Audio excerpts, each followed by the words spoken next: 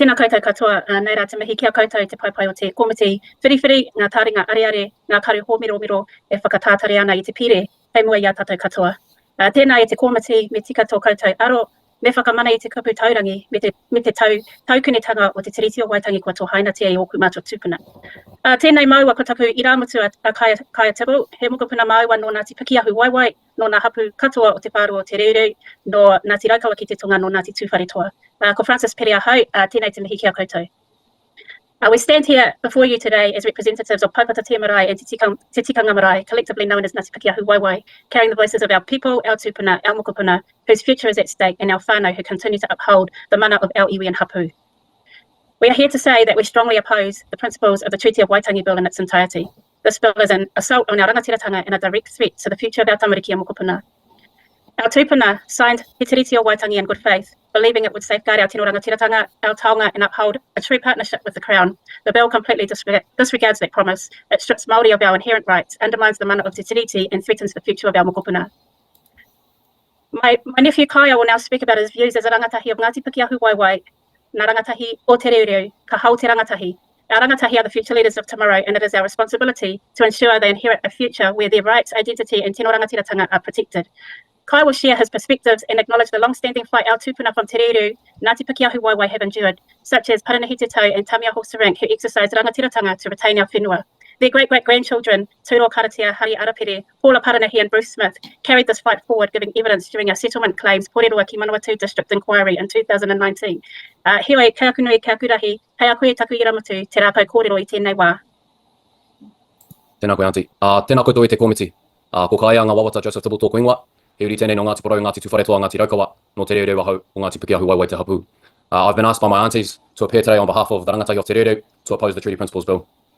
This government should be ashamed of this bill, a bill that has created a platform for division, to spread misinformation about Te Tiriti and mount a blatant attack on Māori. A bill that threatens to undermine the very foundation of this country.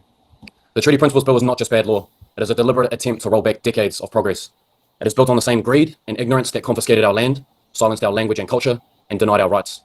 It takes aim at the fragile trust that Māori have built in legal and political systems that were never designed for us. This bill does not exist in isolation, however. It is part of a pattern that Māori know too well. The Crown promises fairness, justice and partnership, then finds a way to take back what little has been given, and yet despite all the betrayals, we have continued to engage in good faith. I think of our kaumātua, our kuia and pakeke from Te Reureu that my auntie has named, like so many others who have placed their trust in the Crown and engaged in the treaty settlement process. They have stood before the Crown, reopened old wounds, relived past injustices, and laid bare their pain. They did so not just for themselves, but for future generations and for us. And now with this bill, the Crown is pulling the rug from beneath us. It is making a mockery of that trust and those stories shared. It creates uncertainty for those of us that are still in the midst of the treaty settlement process, and it is proving the many fears of Māori who question whether this government has any intention of honouring its obligations at all. For those of us who have grown up with hope, who have seen progress in the recognition of te reo and the legal standing of te tiriti, and the slow but vital steps towards justice, this feels like a step back into the past. So I ask the question, does the government want their legacy to be one where te tiriti progress in this country goes backwards, and where a new generation of Māori grow up knowing that the Crown will strip away Māori rights the moment it becomes politically convenient? The people behind this bill claim they want unity, that they want a strong and fair New Zealand, but they're doing the opposite. True nation building is built on trust and responsibility, not on erasure, not on legal trickery, and absolutely not on a fundamental betrayal and breach of te tiriti.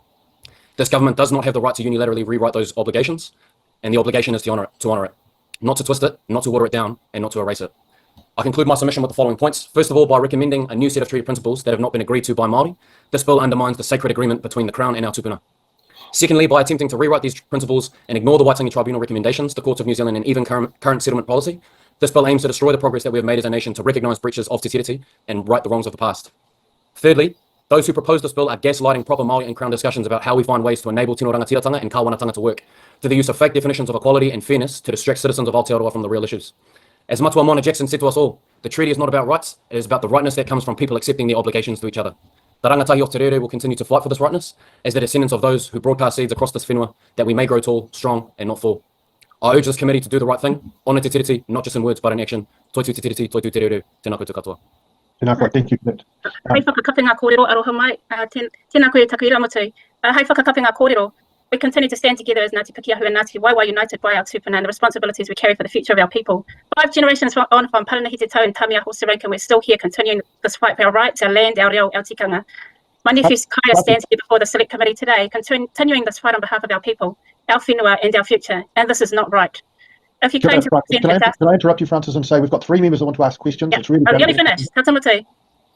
If you claim to represent a just and fair Aotearoa, then act justly, do what is right, uphold the mana o te tiriti, reject the bill. Kia ora, Francis, and thank you for indulging me in your in interrupting you. Let's go straight to question tākata. Kei ngā uri o te reo tēnā koutou. Kei te whakaea ngā wawata, e kāia ngā wawata tēnā koe, e tama. Kāia ngā wawata, do you think this bill will make your generation less or more determined to act in the rightness of the tiriti o Waitangi in the future? Tēnā koe, tākutai, tēnā patoi. I think we've already seen some of the response from many young people. I must be honest, I'm 23, so I'm probably holding on to rangatahi status by a thread. Hoi anō, there are a number of young people that have been exposed to what's happening, and I take my hat off to a number of young Māori who are spearheading initiatives and kaupapa that help educate young people on the truth about te tiriti. And I think fundamentally what we're seeing is a lack of proper education across Aotearoa about the history of this country and about te tiriti, and I think that's a fundamental starting point for any proper and robust conversation about te tiriti moving forward. Tēnā koe tama. Thank you for that. Let's go to Joseph Mooney.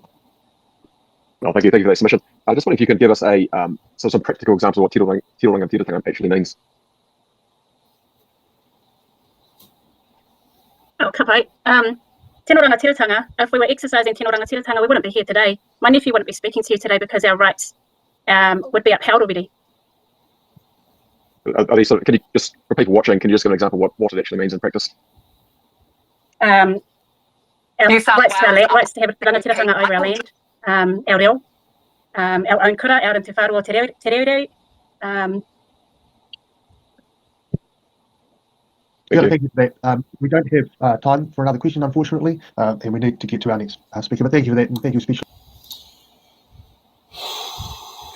I mean, you know, the submission, sorry about that noise before, that was my autoplay going off.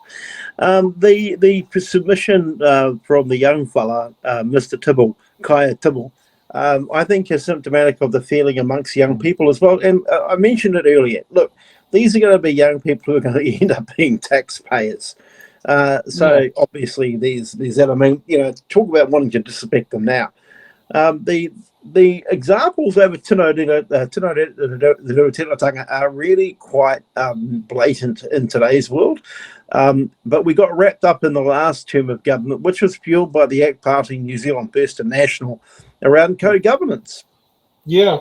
And so it wasn't about having a separate parliament or something I completely disagree with.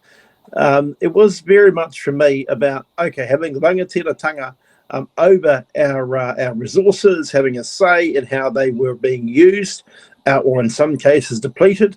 Hence the Māori's complete dissatisfaction in many cases with the fast track bill. Yeah. So, you know, I'm slurring. Tiritanga is a really, really important feature of how we manage our resources, how we manage our systems, how we a system, for example, in health.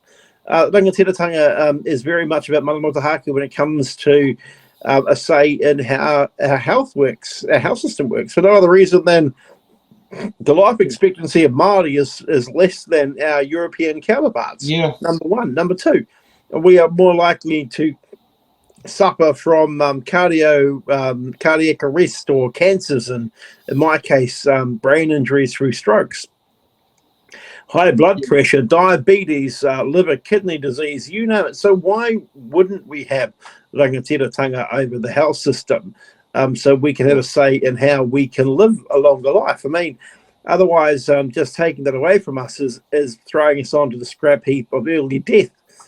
So that was another interesting submission. We've